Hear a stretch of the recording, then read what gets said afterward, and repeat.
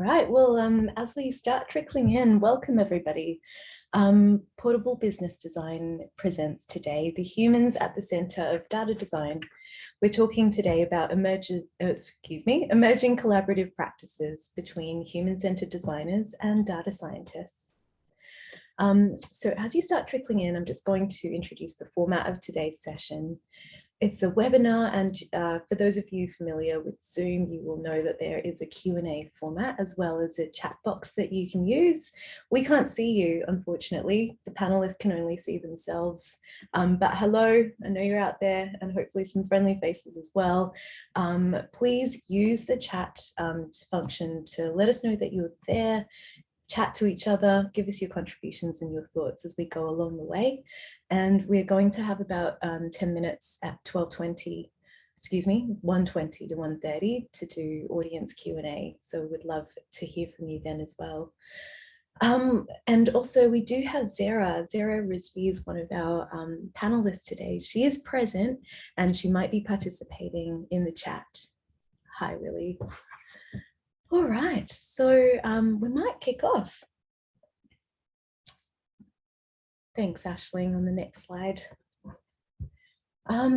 So we acknowledge the Bunurong people and the Wurundjeri peoples of the Kulin Nation, the traditional owners and custodians of the land that we are gathered here on today as panelists, and we acknowledge and send our respects to the lands on all of the custodians that you are all joining us from today. So we acknowledge that we're living and working on land that has been inhabited and cared for by our First Nations peoples for tens of thousands of years. And we pay our respects to their elders, past, present, emerging. And we extend this respect to Aboriginal and Torres Strait Islander people joining us today. We also respect their ownership and understanding of their data and their priorities of what should be done with their data and their ways of knowing. We are very grateful for this knowledge whenever it is shared with us. Indigenous sovereignty has never been ceded. It always was and always will be Aboriginal land. And this is a statement of deep resilience, survival, and connection as we celebrate First Nations people in Australia at the eve of hopefully a new political era for us together as well. In the context of our discussion today, we recognise that we're not just talking about sovereignty in terms of land, but also in terms of data. And we do honour the Indigenous data sovereignty principles of First Nations people. And they're not only custodians of lands, but their data and their efforts and our efforts we should be supporting them to govern collection, ownership, and the application of data about Indigenous communities and peoples and lands and resources for the purposes that they decide. And also it's National Reconciliation Week. So yes, be brave, make change. The theme for this week is a challenge for us all, to all Australians, to tackle the unfinished business of reconciliation. So talked a bit about data. Data science projects are a deeply human endeavour. So we're about to go on a small journey about how humans are embedded in data science projects. So we're thinking about this as a team who produces and works on data science projects. We're also thinking about this as people who are represented by data, as people who will need to take the outputs of whatever a project generates and put this into action, and as people who will need to live with the consequences of what happens and when we use and what is created in the process of these projects. Joining me to shed light on this topic are our wonderful humans, Tess and Zara from our portable partner Y-Hive, and my colleague Aisling from the portable design team. I'm going to ask each of you in turn to maybe tell us a little bit about yourself and what's motivating you to be curious about human-centered design and data science. Tess? Thanks so much for having us. It's a really awesome opportunity to get to talk about the intersection of human-centered design and data science. Hello, everybody. My name's Tess. My pronouns are they, them. My background is mostly in pure maths and philosophy. And I think that when I started working in the not-for-profit sector, I became really interested in the use of data to try and make social impact projects more effective and to try and support the people who are trying to create change. So I think my personal interest in that intersection is looking at the ways that human-centered design can help people to have a voice through data. And I'd also love to introduce Zara Rizvi as well, who's a data scientist. And at the moment she's got COVID, so she might be a little bit less able to speak during the panel, but she has been kind enough to share a number of insights and thoughts with us in advance. So just to read out a little bit about Zara, she's a data scientist with a background in community engagement and design. So Zara is motivated by data and analysis being communicated appropriately and not misinterpreted to push agendas with profit, which profit those in power. This includes an unconscious bias propagated by data practitioners, which can be addressed using human-centered design principles. Thank you, Tess, and welcome, Sarah, as well. Aisling. Hey, folks. Hi, everyone. I'm Aisling. My pronouns are she, her, and I'm down here on Boon Wurrung land, just south of Melbourne CBD. I'm a senior design strategist here at Portable. I first encountered data at a young age as a gymnast, using it to track and measure performance and my progress, things like that. I met it again when I was studying design, learning about visual design and infographics. And I met it later on again when studying computer science and digital humanities and starting to ask ethical questions about the storytelling in those infographics and how and why we measure progress the way we do. I've been fortunate to have worked with many data scientists, analysts, and experts, where you might have guessed from my accent, I am Irish, and worked a lot in government sector there and worked alongside a lot of data experts. And one thing that always strikes me is no matter how much I learn, it is but a drop in the ocean. And the more I learn, the bigger that ocean gets. So I'm here today as a curious designer who's even more curious about data and the ways in which these two things intersect. I'll hand back to you, Sarah. Thank you. I'm Sarah. I'm Portable's, I am at Portable and I'm a business design specialist here.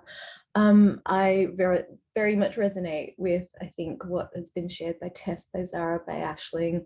I think whenever I think about data as a designer, I am equal parts curious and terrified.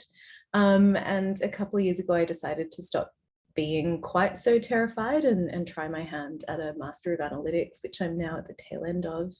And I feel like I'm finally starting to get the language so that my technical capability and ability to be a good collaborator with data practitioners as a designer, just starting to feel a bit more centered in that practice. And yeah, I guess my design purpose is to be able to create really positive and just changes for a connected ecology of systems. And as a designer, I don't think I can design without understanding those systems as including both humans and their interactions with data and their representation as data. So just to give you a little bit of a story about Portable, our mission is to seek out areas of social need and policy failure and to make transformational change using research, design and technology by seeking out those areas. We are a B Corp, we're based, our HQ is in Naarm in Melbourne, and we use human-centered design to overcome difficult challenges with practical solutions. Y-Hive is a partner of ours. Oh, and Tess, you might be on mute. Yes, I am. I also wanted to call out that I was the one that misspelled Naarm on the previous slide. I'm actually slightly dyslexic, so it's not that Portable doesn't know how to spell Naarm. That was my typo then. But yeah, I'm really proud to be joining Portable today on behalf of Y-Hive. And our primary purpose is once again, like very aligned to what Portable does, which is awesome. And our mission is to use data science to support social impact projects. So our little phrase that we like to use in the team is democratizing data science. And I believe in the next slide, it goes into a little bit more detail there, because we like to use data science thinking as well as startup thinking in combination, because I think that a lot of the time, particularly not-for-profits and startups really have a lot of analogous problems, in the sense that they're trying to do something really innovative a lot of the time with not a lot of budget and not a lot of resource. And so I think that some of the frameworks that startups use can be really beneficial to not-for-profits, and some, of course, of the principles that not-for-profits use can be really excellent in startups. So we love to do cross-pollination there and to help in particularly innovation and impact projects. Love it. Thank you, Tess. So you're seeing two, I guess, quite complementary partners in design and data science come together, and we're going to try and answer this question. How might we use human-centered design to support data science projects, teams, and outcomes? I've had a go at trying to frame this by suggesting 5 words or 5 themes, and they all start with C.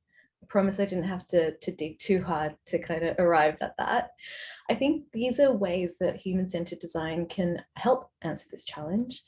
And I've outlined them in terms of potential steps, but as well as themes that I think will come up again and again in our discussions today as we circle through a conversation.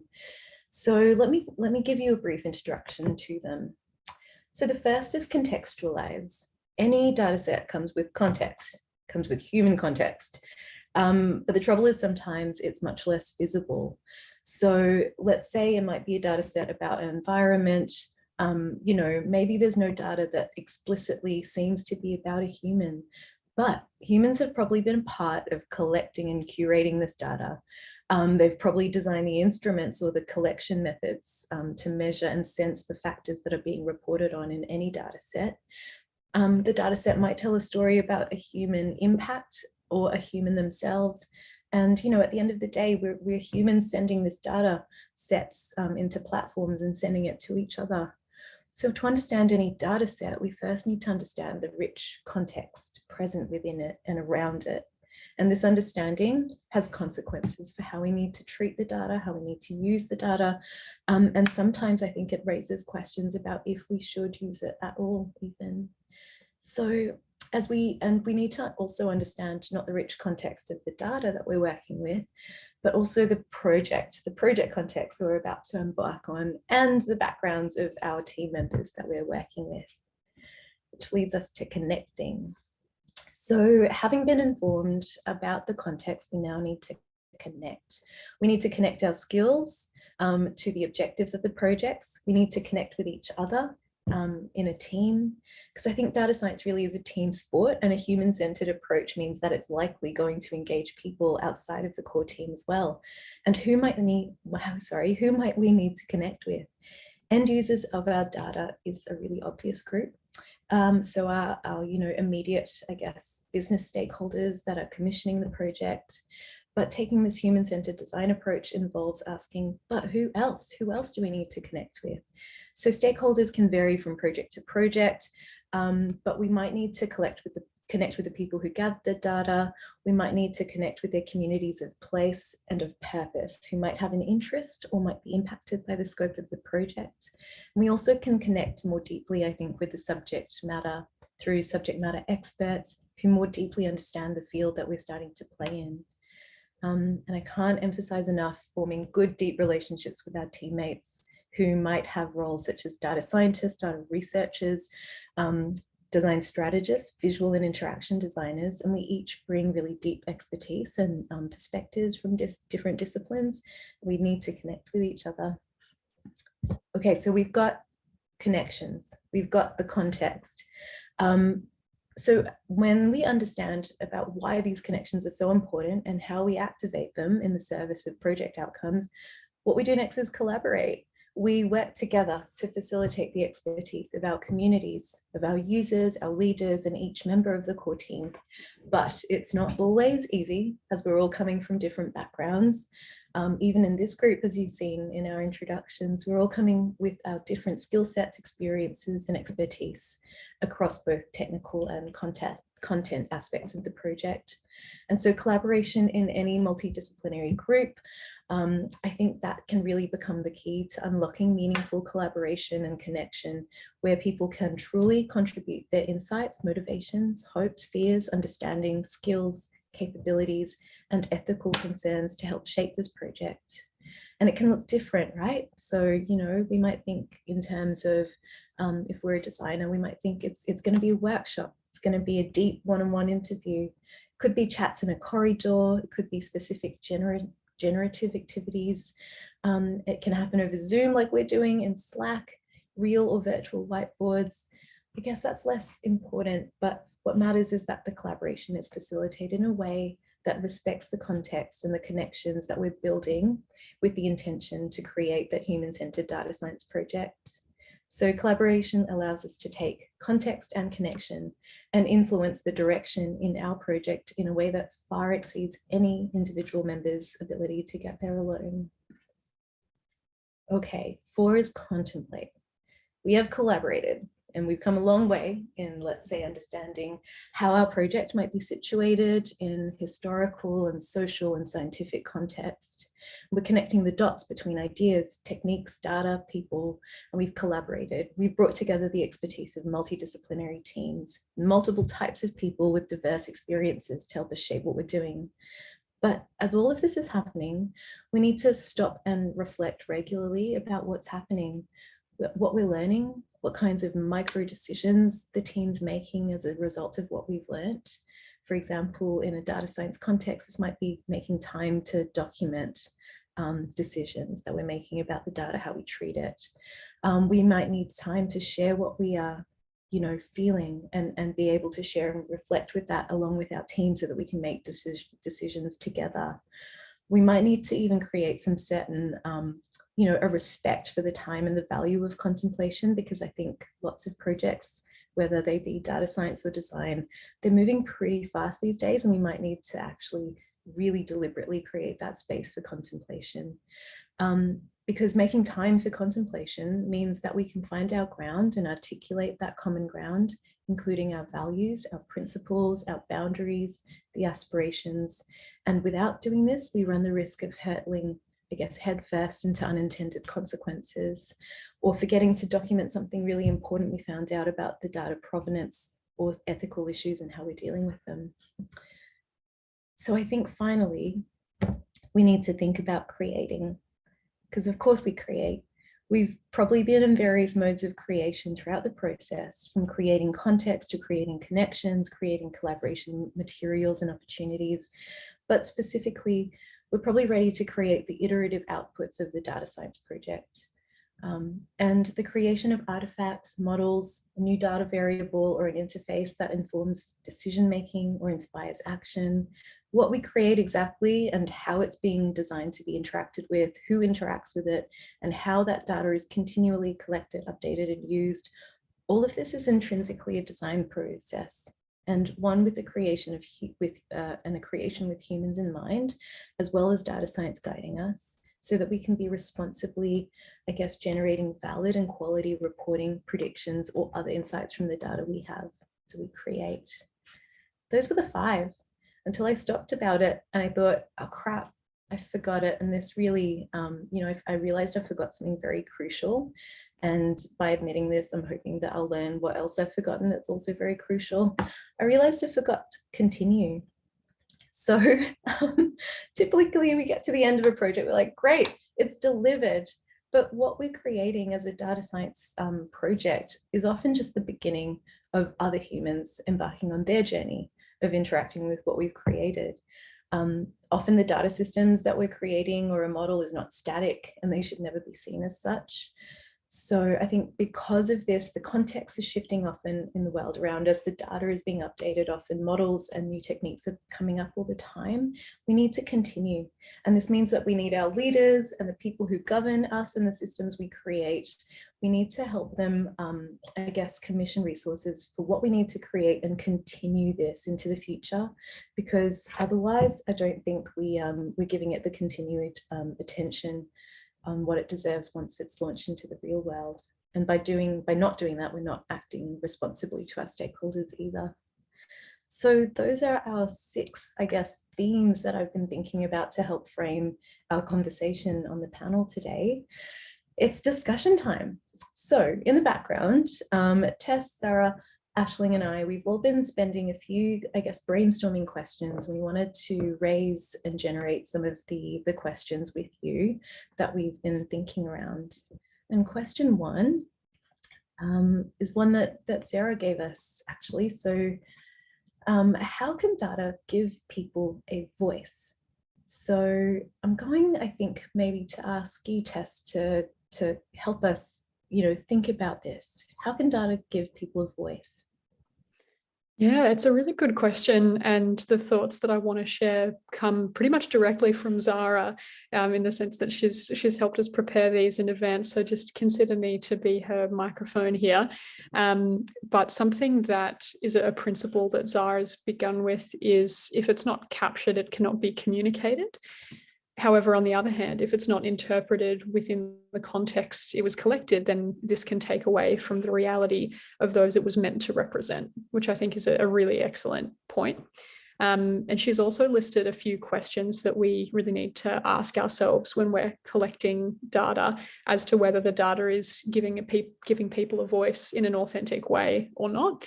That first one is, what questions are we asking when we're collecting the data? What language is being used?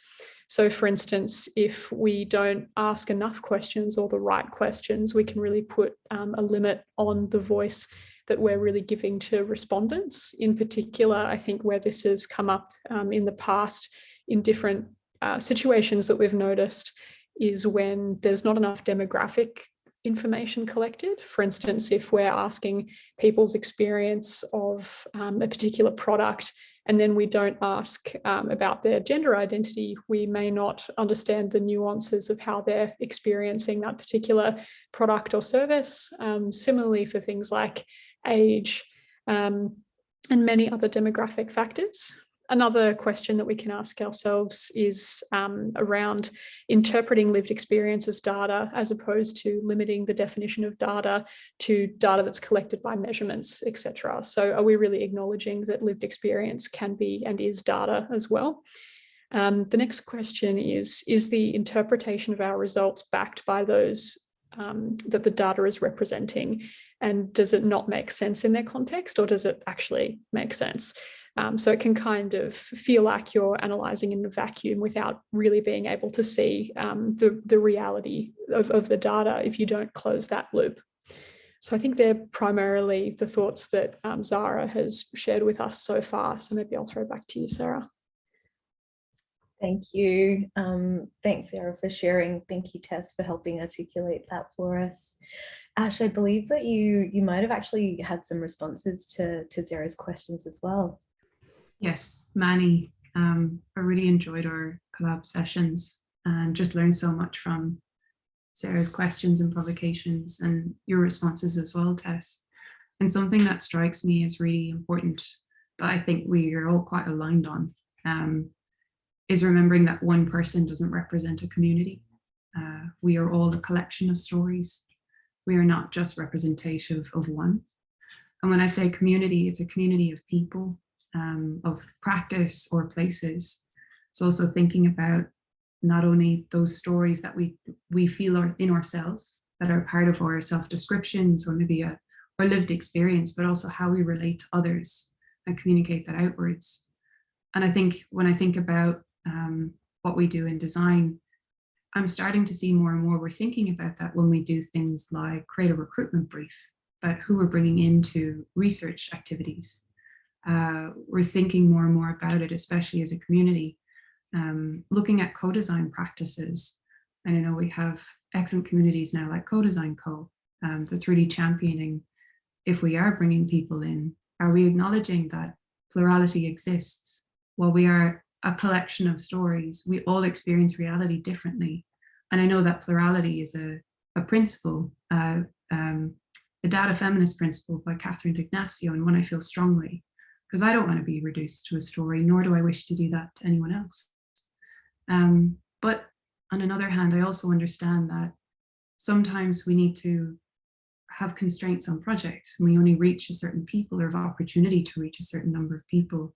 So it's also good to acknowledge that an individual's representation of reality, it still counts. I'm not saying we discount it because they can't be representative.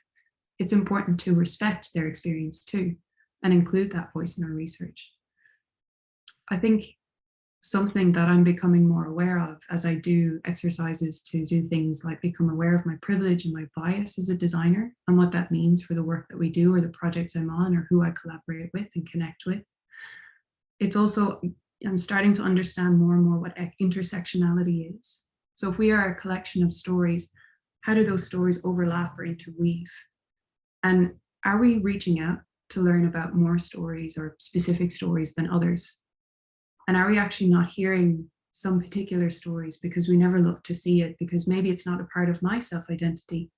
Maybe it's not a part of the typical ways in which we recruit participants. I shared quite recently one of, I think, the positive effects of having gone to a new workplace style of remote working is we have in a certain way democratized how we reach research participants. And I don't know about anyone else in the call, but I've had some fantastic conversations with people who live in very remote parts of Australia who might have never participated in research before, but now they are part of it and their voice is now part of the collection of voices in our work. I think that's astounding, and I think it's a good thing. And I think it comes back to understanding that we're a collection of stories. Plurality exists. Intersectionality is important to understand and to identify those voices that are not often reached and find ways to go out and reach them through our practices like self-reflection, becoming aware of bias and privilege, understanding that impact in your work, but also looking at our recruitment processes, how we scope and plan projects, and how we bring those voices in. Just a few thoughts. Yeah, I love it. I love it. Thank you, Aisling. Tess, as Aisling was speaking, I've got my current assignment for university bouncing around in my head. It's doing hierarchical cluster analysis. And I guess maybe it could lead me to think something like, the data is so opaque. I run a bunch of code and it tells me that there's these clusters of people. And I get that there's a whole statistical method and I really respect that. But then I'm left going, why? Like, why are these people grouped together? And I think Aisling and Tess and Zara, what you're saying is basically the quant and the qual kind of insights together can really make a difference. And maybe so too can our research methods and sampling. Tess, do you think so? Yeah, absolutely. I think that wondering, why are these results coming up and not just running code into the abyss, and then thinking, well, the code's told me that this is correct, so therefore it's correct, rather than kind of interrogating why you're getting a certain result and, feeding that back to the people that you're working with. I think that's definitely a risk to not do that. But I think that, sample size and sample construction is another massive factor, I think, when it comes to whether or not data science projects are realistically giving people a voice or not. In particular, doing something which I think to anyone in the group today who has a background in something like psychology, this will be pretty basic for you, but doing a stratified random sample can be really powerful in terms of making sure that you've got different voices of different people who are experiencing like a product or a service or a particular challenge that you're looking to investigate. And also, I think a lot of the time to get a good sample, sometimes that involves interrogating one's own assumptions about who's going to be affected by a particular issue. So, for instance, a number of times I've seen particular initiatives around things like menstrual health only targeting women, in the sense of not asking for people's gender identity. So that could mean that if we assume that only women menstruate, then we're not capturing the experience of trans men, of non-binary people, of gender diverse people who are going to have a completely different experience of things like menstrual health and different stigma associated with that. So I think trying to interrogate trying to interrogate our own assumptions about who we're going to ask these questions to is really important. And I think somewhere I've seen that done really, really well is in the Mornington Peninsula Foundation, who's a partner that we've been working with since about 2019. But their whole practice is based around actually talking to the people who are doing the work and who understand the needs of the community, and asking them, what insights do you need in order to make your work as effective as possible, and what would be helpful for you to know. And so it's not just letting that conversation with humans direct the questions that you're asking, but also letting it direct the insights that you're working towards as well. So I think that's what comes to mind for me. That's excellent. Thank you, Tess. Just noticed that we've got a question from Ilya. And so Ilya's saying in our chat channel, from a HCD perspective, how do you balance qualitative and quantitative research and data to test or validate hypotheses? How does this relate to bias? Does anyone, I guess maybe I'd like to invite Tess and Aisling, both of you, to contribute to that question. How do we find the balance between qual and quant? We can probably also talk about maybe the process and sequencing if we like to. Ash, do you want to go? Yeah, I can hop in and maybe give like an anonymized example of how this came up quite recently for me on a project. And I know out there somewhere I'm going to get a few smiles when I say there's an excellent book and it's called Just Enough Research. And admittedly, I will probably spend the rest of my life reading it to really understand it. But one thing that I've really learned from it is how we can use learning outcomes to help us understand what we can learn through our research methods and what we cannot. So this example that I'll give, we had an opportunity to run a survey alongside some interviews. And it's what we ended up doing. And we did a couple of other different online digital tasks as well, like tree testing, card sorting, that kind of thing.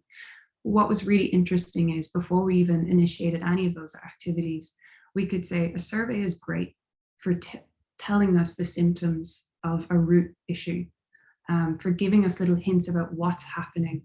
But we can't reach out to that survey participant and say, fantastic data, thank you so much.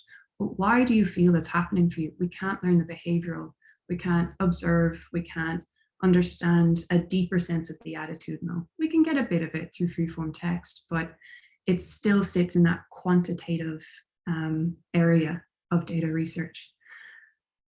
What was fantastic about running those online activities, those quantitative activities alongside interviews, is we could see the results come in. We could get those little hints about symptoms of a root cause, and then bring that into interviews and say, hey, have you ever come across, and then mention symptoms, and then get into the deeper whys and find out if this is happening, what does it mean? How does it occur? Why does it exist? What does that mean for you? What is the so what, or the deeper qualitative nugget that really is more impactful? So we use the two in tandem to get a full picture view, or a deeper or broader picture view. It's just one example of many. I'm sure, Tess, you'll have a few as well to throw into the mix. Yeah, that's such a thorough response, Ash. I feel like I'm struggling to think of how I would add to that, but something that comes to mind from my experience is that when we're working with different partners, a lot of the time, the way that we tend to structure like a data exploration of a particular issue or challenge is to start with much more like in-depth qualitative analysis in terms of, focus groups, interviews, etc., and then to get an understanding of the scale of those particular themes that are coming through. So it might be that you do some thematic coding on a focus group and then follow that up with a survey to understand the extent of those issues within a particular target population. However, I think that the question that was asked is really important in the sense of how does bias relate to those different challenges? Because of course, if you have a biased assumption that you're then testing the scale of, you may just get a result that, that bias is just at a great scale, So I think that if you're trying to make sure that there's no bias coming through in your experiment or in your research, or exploration, it's never something that you can just switch off and go, we've taken care of bias now, it's fine. It's an ongoing investigation and ongoing unpacking of assumptions.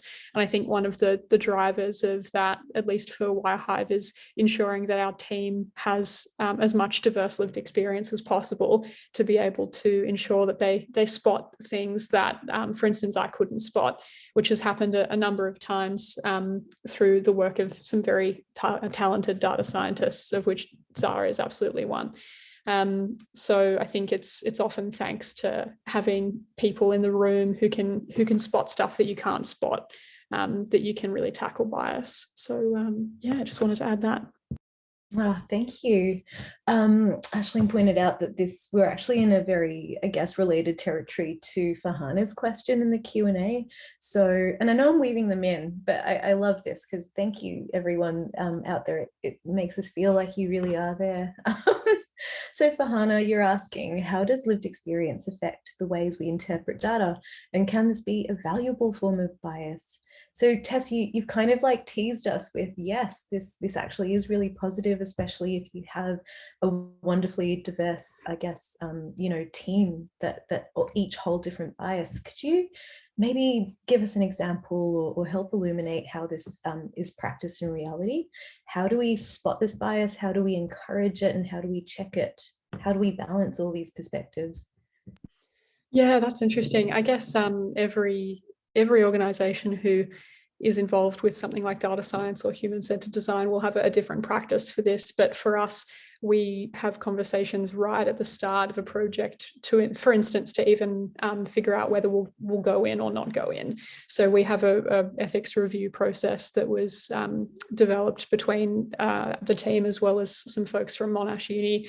And we, rate different potential projects against like sustainable development goals, and then have internal conversations about the potential ethical blind spots that we may not have realized. We also make a really important distinction in the business to separate between the people who are doing the ethics review and the people who are doing business development, just in case there's any clouding of bias that just relates to wanting to do as much work as we can and grow as much as we can. So I think that trying to have I guess almost mechanical separation of different processes to protect against different biases, and having rituals and having different ways of working that support conversation is definitely something that we use to try and ask questions of ourselves when we're going into a data science project. But I know that from your presentation, Sarah, on I think it was intersectional feminist agile, a lot of those principles come through as well, in terms of just making collaboration like a core part of what you do structurally, and not just something that you kind of tack on at the end. Does that answer your question? Farhana, feel free to use the chat channel to let us know how we went there. I was going to build on that and kind of say, I wonder if it's part of that contemplation that you were referring to, Tess, that kind of theme of being able to acknowledge and share and speak, discuss, as kind of almost a safety mechanism or a governance mechanism to think about bias. Aisling, how do you think we do it and take a human-centered approach to that in our team? That's a good question, Sarah. I loved your response, Tess, and I've now got some new ideas for my next project before we even kick off. One of the things that strikes me is more and more I'm hearing about designers, and I know I'm trying to engage myself as well, in a regular reflective practice. So looking at the decisions that we've made and the impact of and the intended or unintended consequences of those decisions on projects. And I recently attended a conference held by This Is Human-Centered Design, and that was very much one of the key topics of the day, and really resonated across lots of the different keynote speakers. And I'd recommend having a look at that podcast list, because they do talk about reflective practice and the centralizing or decentralizing of yourself as a designer in the whole process. And I think for me, when I think about bias, I know I'm always going to be becoming more and more aware of my bias. I know that it's going to change over time as well. I also know there's going to be core parts of me that will always hold on to a value. or a principle or things like that. And I also know that there's contextual bias as well, that you might be experiencing something in your own space or your own life, and that's changing how you're perceiving something on a project. Whenever I'm in a project, and I'll use a great example, Prithi was calling out synthesis. Synthesis is a beautiful moment for us as anyone on a project to be making sense of our data, to be mapping it and extracting it and extrapolating it, interpreting it. But I think there's also a moment in synthesis for us to take a step back and say, where's my bias at? Where is the bias happening in this research? Where is it coming from? Sometimes that can be confronting. Sometimes it can be exhausting, but I've never encountered it as a bad experience. And I've only ever seen it really enrich what it is that you're trying to do. So while we often think of bias as bad, I don't think it's all bad. I think where the negative side of it comes in is when you're unaware of it, or not seeking it to understand it and become aware of it, notice, and then make a decision based on that informed perspective. And I can't help but come back to the concepts of standpoint feminism and embodiment. And again, we're all that collection of stories, including the designer or the data analyst or whomever is working on the project. You have a perspective too. I guess you have the privilege of having a choice about how you use it and when you use it and what the impact of that might be. I don't know if that answers your question for Hannah, but I got very excited to respond to it. And thank you for asking. Keep them coming. Thank you, Aisling. There's been a request for you to share the link to the podcast that you mentioned as well on the chat channel. I'd like to acknowledge that we've got a couple of questions coming in through Q&A relating, I guess, to balancing resources, timelines, budget constraints, and ensuring participation of a broad number of participants, and particularly those who don't speak English as a first language is acknowledged as a potential barrier. Before we kind of move on, do you have ideas, or how might you think about when do you know that you have to stretch a budget to be inclusive? Such a good question. Yeah, I think that once again, I think when you ask me that, Sarah, I definitely feel like my brain's coming back to your like intersectional feminist agile principles, in the sense of, you know, I think what we try and foster with clients and partners is a bit of a relationship where we can, I guess, have conversations about the importance of things like that. And a lot of the time, you know, in fact, not a lot of the time, like all the time, we're working with clients and partners because we have a shared sense of values.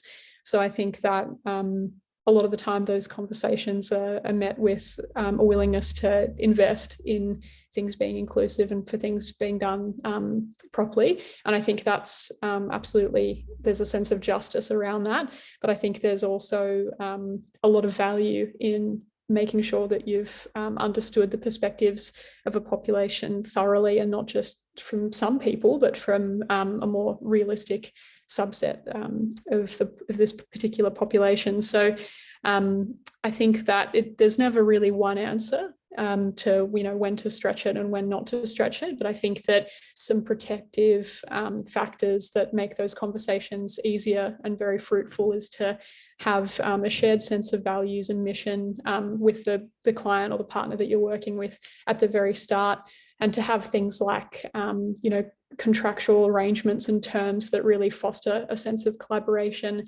A lot of the time when we're working with clients, we need to be able to respond to change and pivot depending on what the priorities are that come up. It's kind of one of our favorite ways of working because we find we're most effective in that sense. So I think that that's often baked into a contract anyway.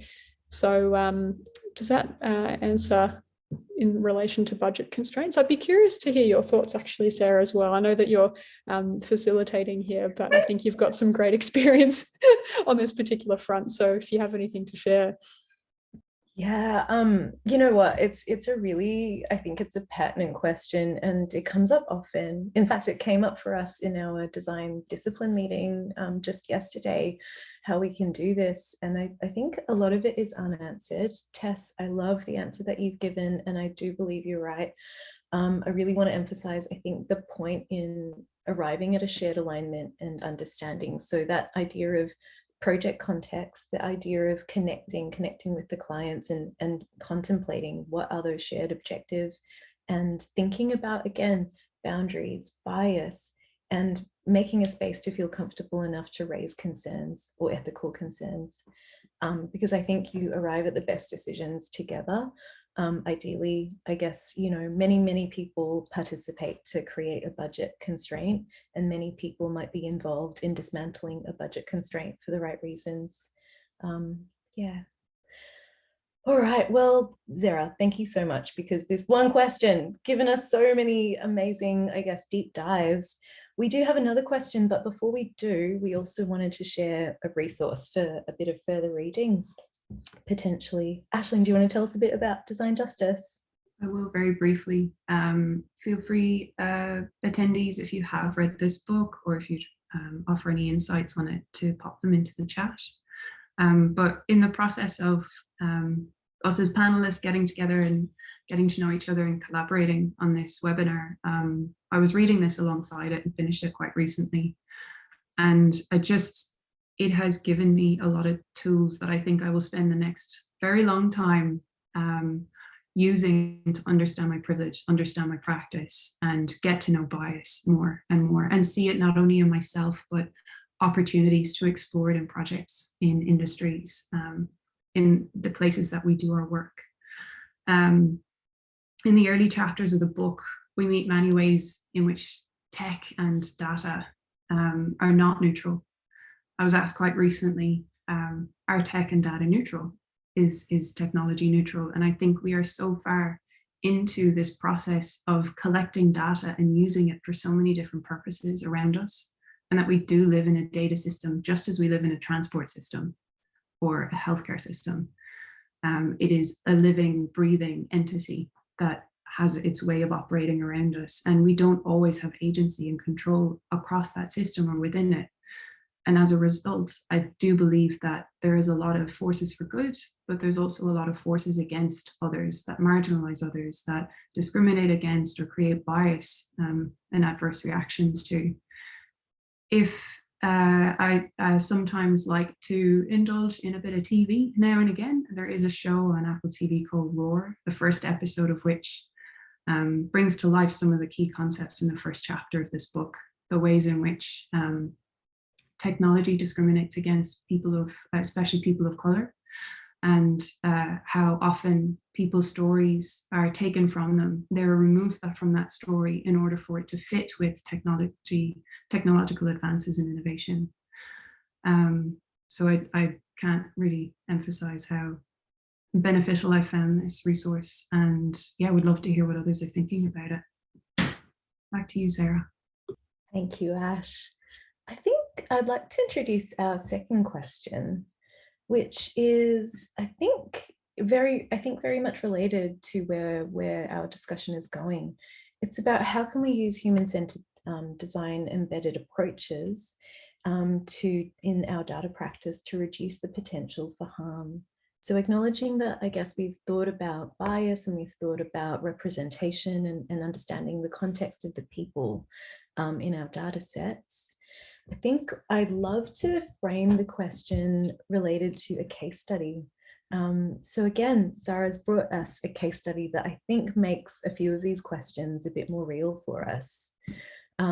The case study is talking about the Stanford Open Policing Project. And this is a project in the United States, and it's collecting data from police departments from all across the US. There's actually not much current regulation around the collection of this data or a requirement to collect this data at all. And what it's actually doing is, it seems like the data that police are collecting are leading them to make more arrests or do more searches because people who are not white are not stopped as often, they're not considered as suspicious. And this is not objective because the data set and the way it's collected is not objective, and the way it's used and interpreted is not objective at all. So Zara wants us to think about the case study of Stanford Open Policing, and actually question the actual quality of the data and the integrity.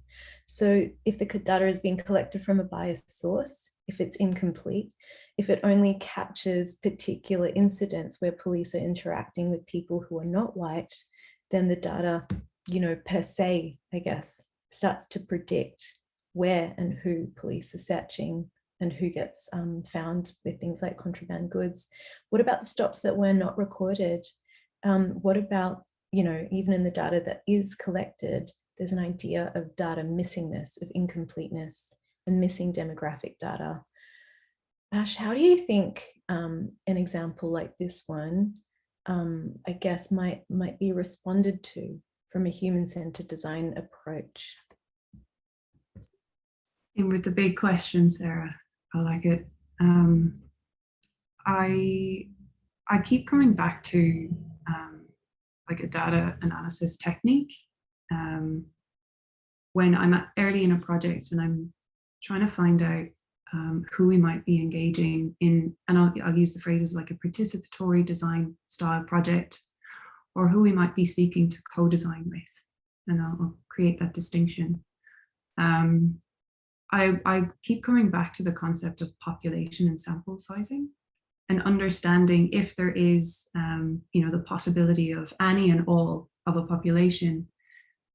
We can only access a sample that could be through financial constraints, budgetary constraints, or like timing, or maybe that's the pool of people in which we can reach, that we can reach out to participate in our research or co-design with us.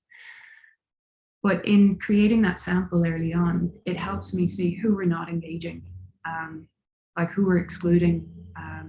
And I think asking and answering these questions really early in a project, it can also help us be clear on what perspectives are shaping the outcome, who is not involved in it and who is, and who might be missing.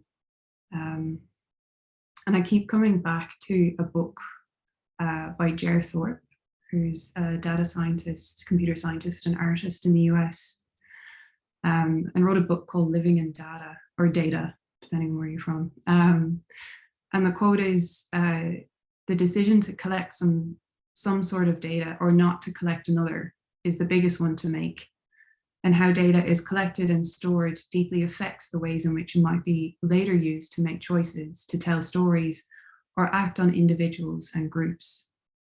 And what this quote does for me, it tells me, yes, when we've gone on our project and we're in synthesis and we're checking our bias and we're becoming aware of our preferences and we're aware of what voices are part of this, the sample we have gathered, maybe we should go further back in time, go more upstream, and actually look at the project setup overall and decide, if we are collecting this data, why are we collecting it and how, and what does that actually mean for the outcome?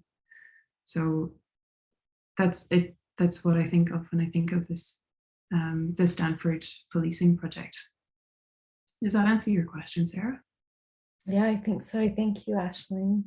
I wanted to, I guess, before going back into questions and answers with our audience, maybe bring up our third question, which is, why and how does data science matter to designers working with data? I think we've heard a lot about, how human-centered design can inform a data practice and project, but Tess, like, as designers, how can we absorb this interest and also find a passion for the data science?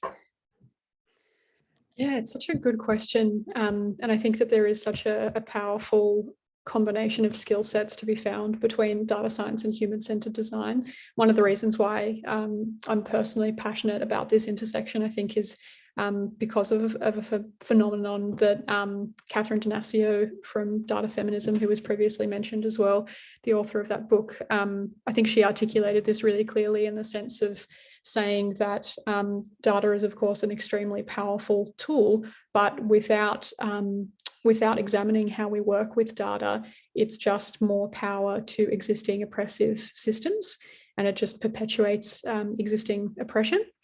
So I think that human-centered design as a tool really helps us to interrogate that and to consider the impact for humans, for animals, for the environment, in relation to the data science work that we're doing.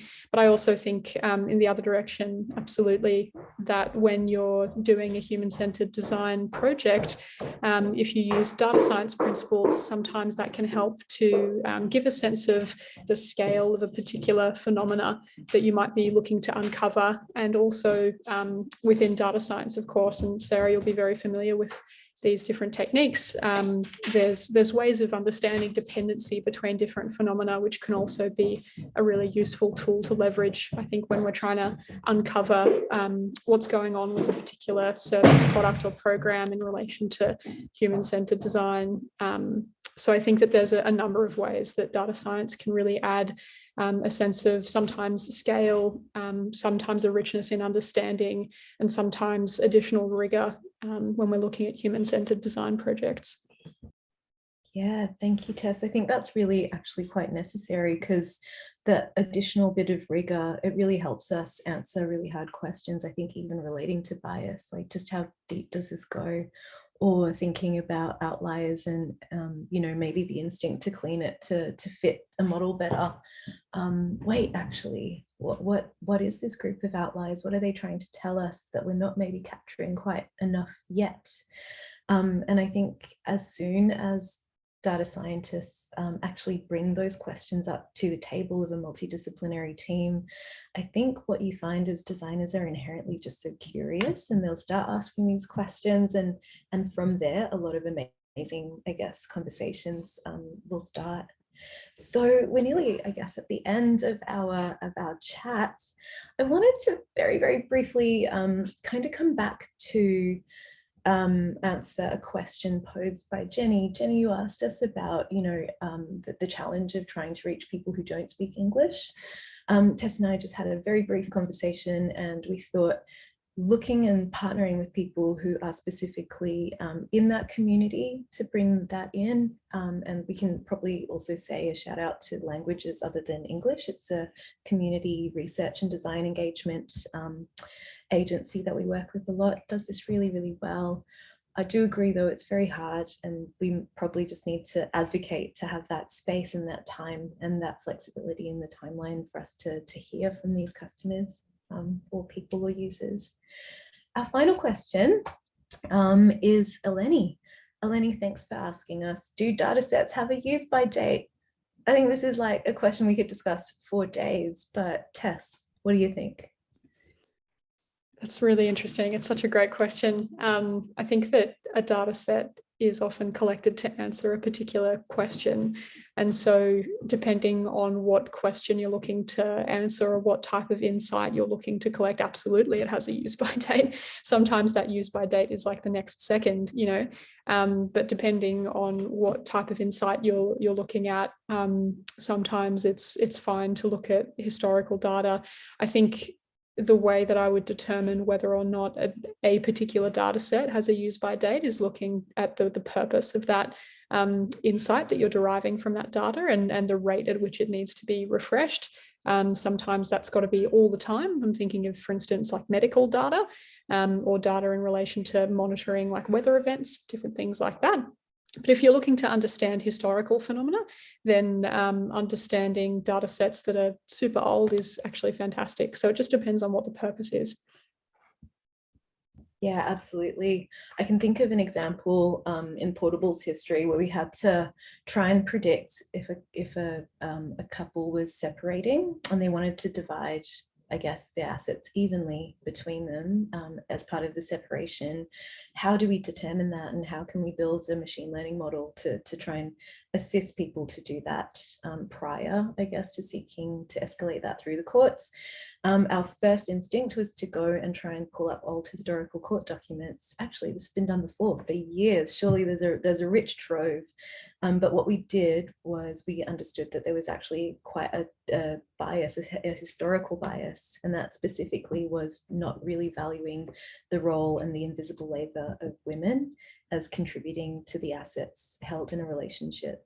And so we actually designed a different method of data collection. We created a synthetic data set, and we trained that using people, family lawyers who kind of had carriage of how the law and the values have kind of kept up to date, I guess, with with our society.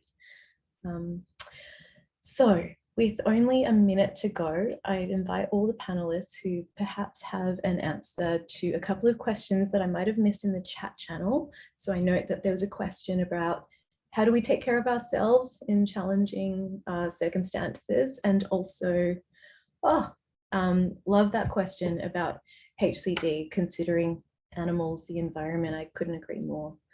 So I think while I say my thank yous, I'll invite our panelists to communicate on the chat channel.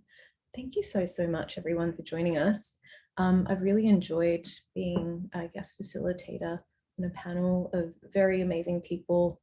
I think there's so many more questions and deep dives that I think we could do, probably a whole series. If you have a particular question or a thread that you've been curious about, please do feel free to email us. We'll display our contact details on a slide shortly.